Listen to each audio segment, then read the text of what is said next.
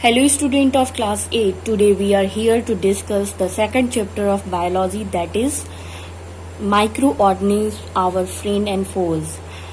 In the previous lecture we have discussed about the 5 category of the microorganism. Now on this page we have to discuss about for making the medicine. Student, इससे पहले के lecture में हमने पढ़ा है कि micro organism की total 5 category होती हैं।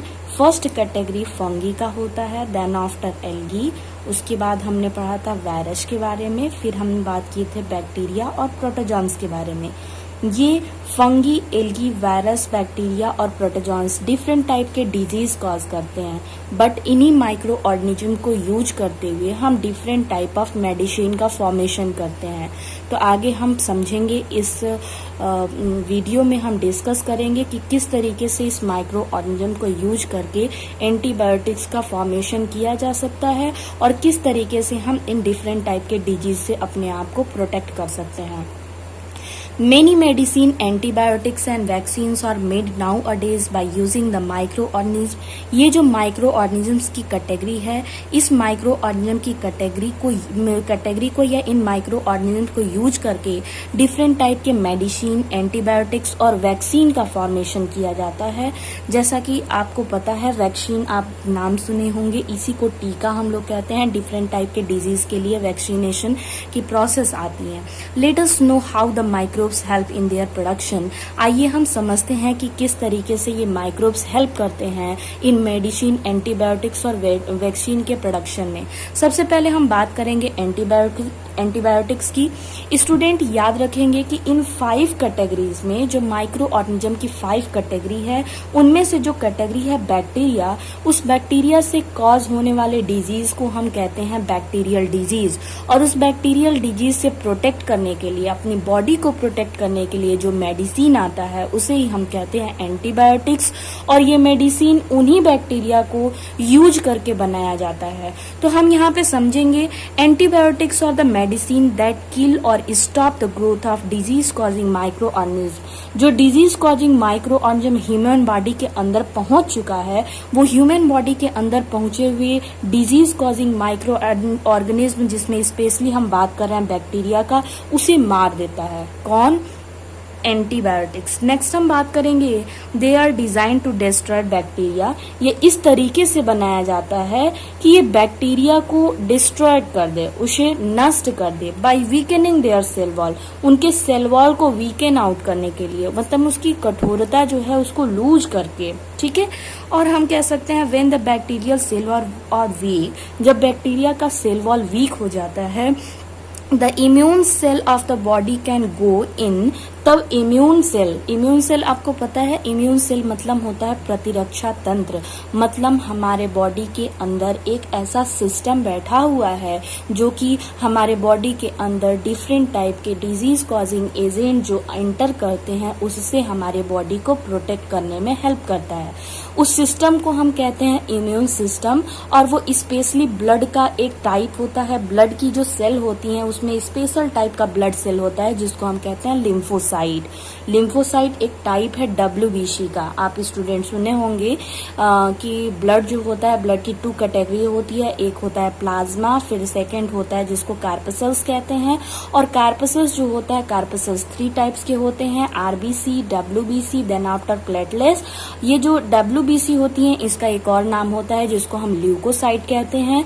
ल्यूकोसाइट की टोटल 2 कैटेगरी होता है, ग्रेन्युलोसाइट एंड एग्रेन्युलोसाइट। ग्रेन्युलोसाइट 2 कैटेगरी में होता है, ठीक है। मोनोसाइट होता है और एक होता है इसमें लिम्फोसाइट। एक और कैटेगरी होता है जिसको ग्रेन्युलोसाइट कहते हैं, उसमें भी 2 कैटेगरीज, 3 कैटेगरी होता है, इस्नोफिल, बेसोफिल और न्यूट्रोफिल। इसके बारे में आपने क्लास 7th में स्टूडेंट काफी डीपली आपने पढ़ा है, किस तरीके से हम ब्लड के सेल्स को कैटेगराइज किए थे।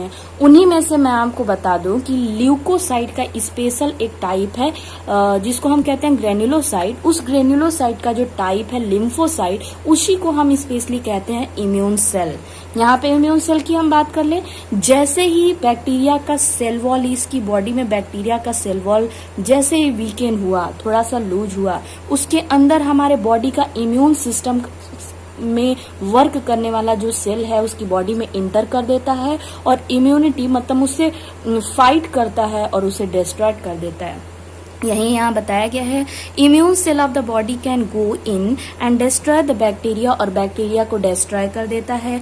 मेनी एंटीबायोटिक्स, बहुत सारे ऐसे एंटीबायोटिक्स हैं जो आपको मार्केट में मिल जाते हैं काफी इजीली, जिनमें से कुछ नाम आपको दिया गया है। फर्स्ट है streptomycin.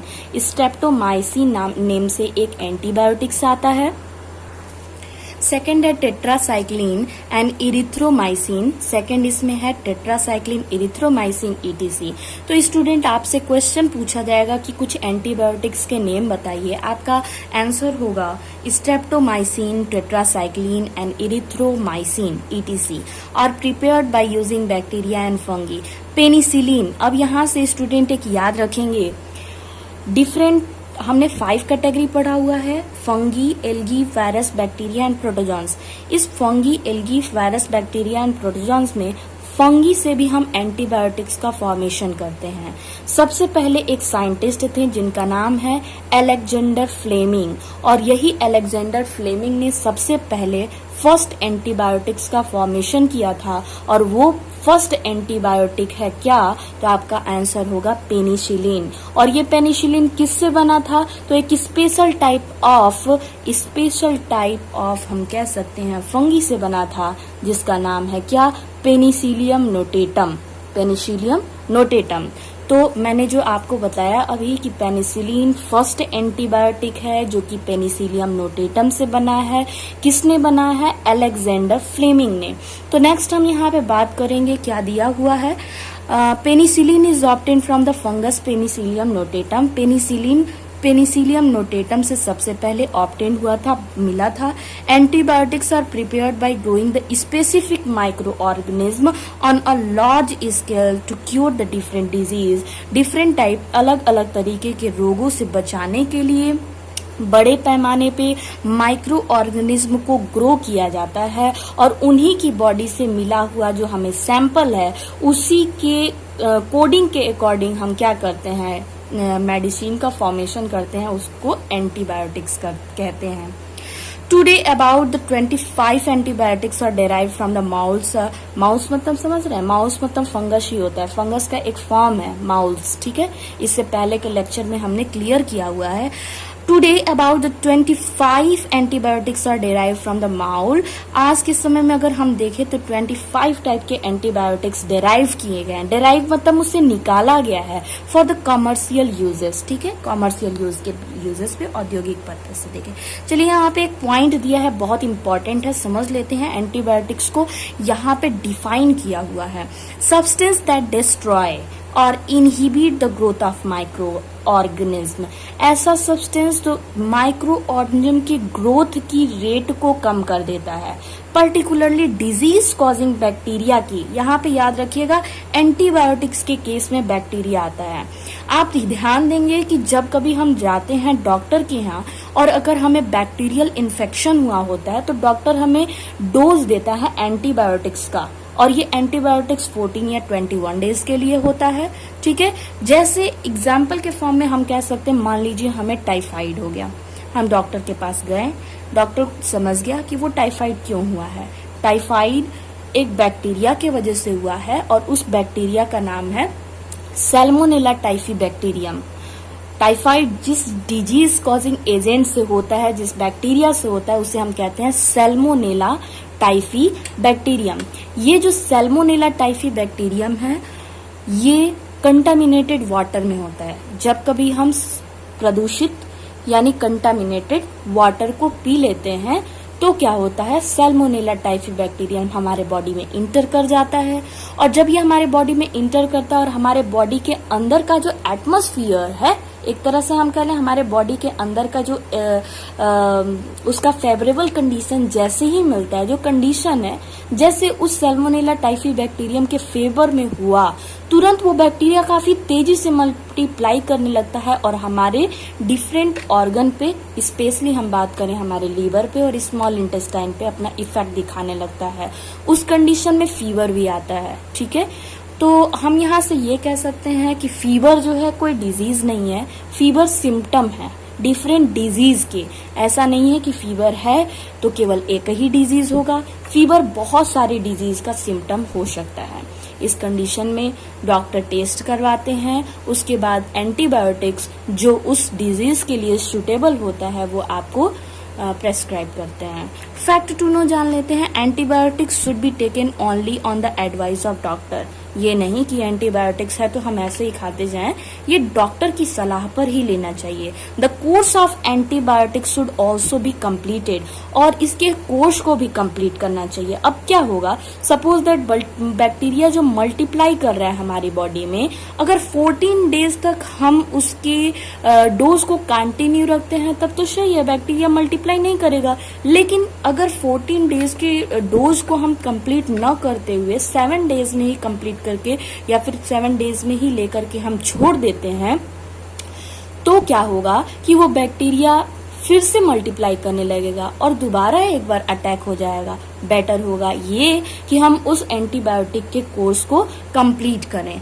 Incomplete course and insufficient dose of bacteria make it less effective for the further uses. ठीक है, सेम वही चीज। नेक्स्ट हम बताएंगे वैक्सीन्स। वैक्सीन क्या होते हैं, ये टीका किस तरीके से बनाया जाता है। Vaccine is vaccine is a preparation made by killed और weakened disease causing organism. Vaccine ऐसे प्रिपेयर्ड मैटर होते हैं जो कि डिजीज कॉजिंग ऑर्गेनिज्म की जो पावर है, जो उसके अंदर एनर्जी है, उसे वीक करके, साथ में उसे किल करके, उसे मार के भी बनाया जाता है। आप सुने होंगे जो छोटे बच्चे होते हैं उन्हें वैक्सीनेशन दिया जाता है कि फ्यूचर में उन्हें कोई डिजीज ना हो। ऐसा क्यों किया जाता है आगे समझेंगे। Our body fight with infections caused by disease causing microorganism by producing the antibiotics. देखिए होता क्या है, यहाँ से एक पॉइंट आपको क्लियर कर दें। यहाँ पे स्टूडेंट हम समझेंगे कि ये वैक्सीन जो होते हैं, ये वैक्सीन किस तरीके से वर्क करते हैं, इसे हम समझेंगे। देखिए हम किए क्या कि वैक्सीनेशन के प्रोसेस में हम एक तरह से ये भी कह सकते हैं कि वैक्सीनेशन मतलब बॉडी को फूल बनाना मूर्ख बनाते हैं। इसमें क्या करते हैं, सपोज दैट एक ह्यूमन बॉडी के अंदर जो बाहर से आया हुआ कोई डिजीज कॉजिंग एजेंट है उसे हम कहते हैं एंटीजन, और हमारा बॉडी, हमारा इम्यून सिस्टम जिस केमिकल का फॉर्मेशन करता है उसे फाइट करने के लिए उसे हम कहते हैं एंटीबॉडीज का फॉर्मेशन करता है। ये सपोज वैक्सीनेशन के प्रोसेस में हम क्या करते हैं, जो एंटीजन होता है, उस एंटीजन कहने का मतलब जो वायरल इन्फेक्शन या फिर बैक्टीरियल इन्फेक्शन, उस बैक्टीरिया को वीकेन करके, मतलब उसकी शक्ति को और कम करके वैक्सीन तैयार करते हैं और उसे बॉडी में इंट्रोड्यूस कर देते हैं। जैसे ही हम इसे बॉडी में इंट्रोड्यूस करते हैं, हमारा बॉडी समझता है कि अरे यहाँ तो एंटीजन आ गया है, अब हमें इसके लिए क्या करना है, इसे फाइट करना है, इसके लिए हमें एंटीबॉडीज का फॉर्मेशन करना है। इसलिए ये जो हमारा बॉडी होता है ये एंटीबॉडीज का फॉर्मेशन करता है। लेकिन यहाँ पे जो वैक्सीन आया हुआ है उसमें वीकेंड ऑर्गेनिज्म है, इसलिए उसका बहुत ज्यादा इफेक्ट नहीं होता, हमारा बॉडी उससे प्रोटेक्ट कर लेता है और साथ में हमारे बॉडी में एक स्टोरेज इम्यूनिटी का फॉर्मेशन करता है, जो फ्यूचर में अगर जैसे ही ऐसे कोई स्ट्रांग बैक्टीरिया का अटैक होता है, तुरंत ये जो पहले से बना हुआ एंटीबॉडी है उस पे अटैक करके उसे फाइट करता है और हमने उस डिजीज से बचाने का काम करता है। सेम इसी प्रोसेस में हमने आपको बताया वैक्सीन ठीक ऐसे ही वर्क करता है। सबसे पहले जो वैक्सीन का फॉर्मेशन हुआ था या जिसने किया था उनका नाम था एडवर्ड जेनर। ठीक है, सबसे पहले एडवर्ड जेनर ने वैक्सीन का फॉर्मेशन किया था। नेक्स्ट स्टूडेंट हम यहाँ बात कर रहे थे, our body fight with the infection cause by disease causing microbes by producing antibodies when the death और weakened microbes are introduced into a healthy body, the body fight back and kill them. Body उनसे fight करता है और उनको मार देता है by producing the specific body, एक स्पेसिफिक बॉडी का फॉर्मेशन करते हुए, जैसे कि हमने आपको बताया था स्पेसिफिक बॉडी का फॉर्मेशन करते हुए. These antibodies provide the immunity to the body. ये जो एंटीबॉडीज होते हैं ये हमारे बॉडी को इम्यूनिटी प्रोवाइड करते हैं, प्रतिरक्षा प्रोवाइड करते हैं, मतलब हमें सुरक्षित रखने के लिए एक संदेश देते हैं. And protect us for the further infection, और आगे जैसे ही कोई इन्फेक्शन होता है, कोई एंटीजन जैसे ही बॉडी में एंटर करता है, उससे हमने प्रोटेक्ट करने का वर्क करता है. Vaccines are prepared against several infectious disease. Vaccine बहुत सारे इन्फेक्शियस डिजीज के लिए बनाए जाते हैं, जैसे स्मॉल पॉक्स के लिए, ट्यूबरकुलोसिस टीबी डिजीज के लिए, कोलेरा के लिए, ठीक है. तो यहाँ पे नेक्स्ट है हेपेटाइटिस के लिए, पोलियो के लिए. इन सारी चीजों के लिए वैक्सीन तैयार किए जाते हैं. और स्पेशली हम यहाँ पे बात करते हैं, देखिए ये वायरल डिजीज है, small pox, tuberculosis Mycobacterium tuberculosis के वजह से होता है. क्लोरेला जो होता है विब्रियो कॉलेरी बैक्टीरियम की वजह से होता है. हेपेटाइटिस बैक्टीरियम की वजह से, और पोलियो के वजह से होता है, पोलियो वायरस की वजह से, ठीक ना.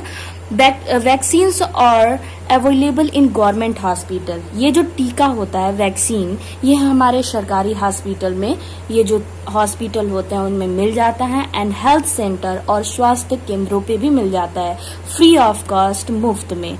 It is necessary for all children to get vaccinated. ये बहुत ही आवश्यक है कि हर जितने भी बच्चे हैं, ऑल चिल्ड्रेन, सारे बच्चे वैक्सीनेटेड, मतलब उनका टीकाकरण करवाया जाए against these deadly and infectious disease. ये जो डेडली मतलब मृत्यु की तरफ ले जाने वाले इन्फेक्शियस एजेंट, संक्रमण रोग जो होते हैं उनसे बचाने के लिए. Vaccination develop immunization. वैक्सीनेशन के प्रोसेस से हमारा इम्यूनिटी सिस्टम जो होता है वो स्ट्रांग हो जाता है of the body for several disease. बहुत सारे डिजीज से लड़ने के लिए क्षमता बढ़ जाती है. Fungi like yeast is use in preparation of medicine like vitamin B complex. Fungi जैसे यीस्ट जो होते हैं, फंगी में एक एग्जाम्पल है यीस्ट, और यीस्ट का साइंटिफिक नेम है सैकरोमाइसिस सेरावराइसिस, ठीक है, सैकरोमाइसिस सेरावराइसिस. तो fungi like yeast is use in preparation of medicine like B complex. Vitamin B complex के फॉर्मेशन में यीस्ट का यूज किया जाता है. Bacteria are also use to produce insulin. Bacteria का यूज हम इंसुलिन के प्रोडक्शन में भी करते हैं. इंसुलिन क्या है स्टूडेंट?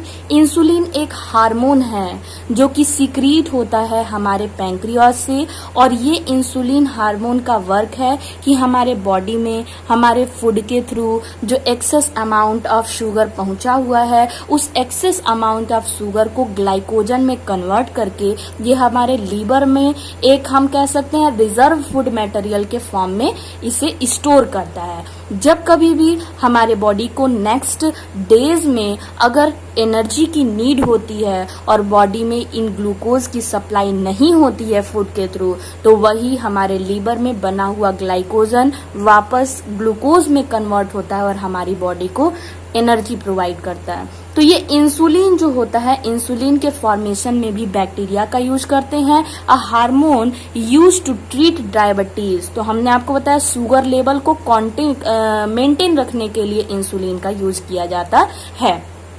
कुछ इंपॉर्टेंट यहाँ से टर्म्स हैं, जैसे एंटीबॉडीज क्या होते हैं? Kind of protein the body produce against any infection due to microbes. Microbes के वजह से होने वाले किसी भी संक्रमण से बचाने के लिए जो प्रोटीन बॉडी प्रोड्यूस करता है उसे हम कहते हैं एंटीबॉडीज. ठीक है. नेक्स्ट है इम्यूनिटी. क्या है? Capacity of body to fight against infection. हमारे बॉडी की सामर्थ्य शक्ति जिसके वजह से हम किसी इन्फेक्शन से, किसी संक्रमण से बच सकते हैं. इम्यूनाइजेशन क्या होता है?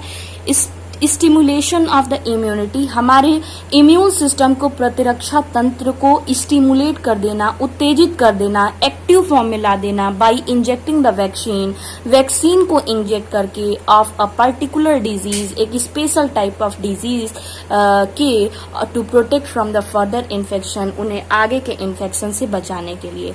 वैक्सीनेशन क्या है? The process of injecting vaccine is called vaccination. Vaccine को बॉडी में इंजेक्ट करने की प्रोसेस को ही वैक्सीनेशन कहते हैं, टीकाकरण कहते हैं। चलिए नेक्स्ट फैक्ट टू नो देखते हैं, तथ्य जो हमें जानना है। Vaccine for smallpox disease was discovered by Edward Jenner. जो स्मॉल पॉक्स डिजीज के लिए सबसे पहला वैक्सीन बना था, कौन बनाया था? एडवर्ड जेनर इन 1798 में। After world wide vaccination against this disease, it is finally eradicated for most part of the world. मतलब कि जब ये पूरा वर्ल्ड वाइड वैक्सीन का इस डिजीज का, स्मॉल पॉक्स का वैक्सीन जब पूरे वर्ल्ड में टीकाकरण के बारे में सारे लोग जान गए, it is finally eradicated from the most part of the world. तो बाद में इसे बहुत सारे कंट्री में हम कह सकते हैं कि इसे इरेडिकेट कर दिया गया, हटा दिया गया वहां से। ठीक है, नेक्स्ट हम यहाँ पे बात करेंगे for increasing the soil fertility. ये जो माइक्रो ऑर्गेनिज्म होते हैं, ये सॉइल फर्टिलिटी को कैसे इंक्रीज करते हैं। We have discuss about the nitrogen cycle in the previous lesson. Some microbes like the blue green algae, नीले हरे जो शैवाल होते हैं, एंड राइजोबियम बैक्टीरिया कहाँ था? In the root nodules of leguminous plant था। Fix nitrogen from the atmosphere, वो एटमोस्फियर से नाइट्रोजन को ट्रैप करता है टू इनरिच द सॉइल, और उसे सॉइल में ले जाकर के कंपाउंड के फॉर्म में कन्वर्ट कर देता है with nitrogen and increase it fertility, और सॉइल की उर्वरा शक्ति जो होती है, मतलब कि वहां पे कल्टीवेशन पावर उसका जो होता है उसे बढ़ा देता है। These microbes are also called biological nitrogen fixers, इसको बायोलॉजिकल नाइट्रोजन फिक्सेसर भी कहते हैं। नेक्स्ट हमारा पॉइंट है फॉर इंक्रीजिंग द इन्वायरमेंट्स। ये माइक्रो ऑर्गेनिज्म हमारे इन्वायरमेंट में स्कैवेंजर की तरह वर्क करते हैं। स्कैवेंजर कहने का मतलब सफाई करता।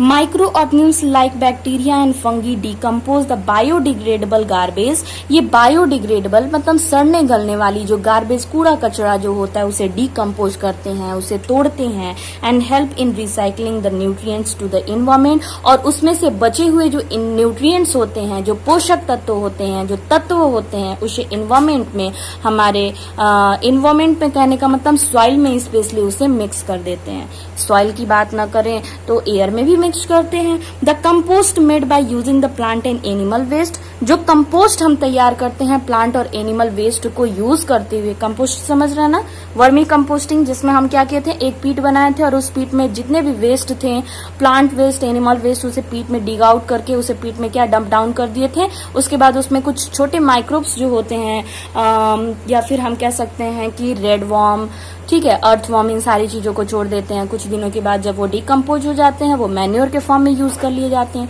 तो वही कह रहे हैं क्या, the compost made by using the plant animal waste material is actually the function of microorganism. ये आखिर कैसे बनते हैं? तो फंक्शन ऑफ माइक्रो ऑर्गेनिज्म, इन्हीं माइक्रो ऑर्गेनिज्म के